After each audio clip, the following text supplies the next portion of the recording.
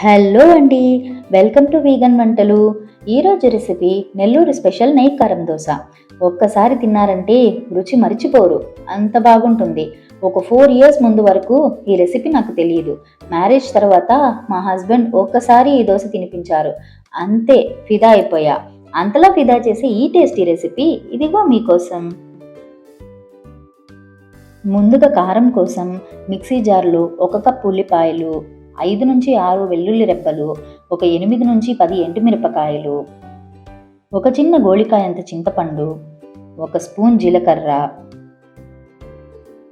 రుచికి సరిపడా ఉప్పు వేసి కొద్దిగా నీళ్లు పోస్తూ ఇలా మెత్తటి పేస్ట్లా రుబ్బుకోండి. కారం ఈ కన్సిస్టెన్సీ ఉండాలి. ఉల్లిపాయ వేశారు కాబట్టి నీళ్లు ఎక్కువ అవసరం పడదు. ఇప్పుడు చట్నీ కోసం ఇంకో మిక్సీ జార్లో 1 కప్పు కొబ్బరి ముక్కలు, 1 స్పూన్ జీలకర్ర, 1/2 కప్పు చట్నీ పప్పు, ఒక 5 నుంచి 6 పచ్చిమిరపకాయలు, 2 వెల్లుల్లి రెబ్బలు, రుచికి సరిపడా ఉప్పు వేసి మిక్సీలో చట్నీ పట్టుకోండి.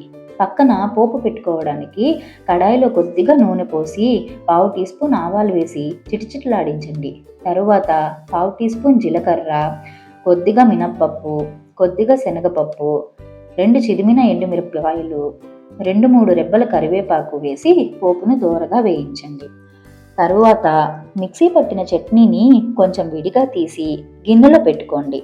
దీనిని మనం దోశ ప్రిపేర్ చేయడానికి యూజ్ చేయబోతున్నాం. తరువాత మిగిలిన చట్నీని పోపు వేసి ఇలా రెడీ చేసుకోండి. ఇప్పుడు పెనం పెట్టి కింద మంట పెట్టి పెనం వేడెక్కాక దాని మీద దోశ పోసుకోండి.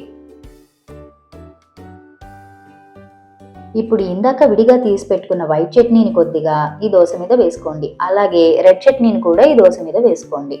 ఇప్పుడు ఈ రెండింటిని ఇలా అట్లకాడతో దోశ అంతా అంటేలా స్ప్రెడ్ చేయండి. నాకు అట్లకాడ కన్వీనియంట్ కాబట్టి వాడాను. మీరు స్పూన్తో కూడా ఇలా స్ప్రెడ్ చేసుకోవచ్చు. ఇలా స్ప్రెడ్ చేశాక దోశని నెయ్యి వేసి దోరగా సన్నని సెగ మీద కాల్చనివ్వండి.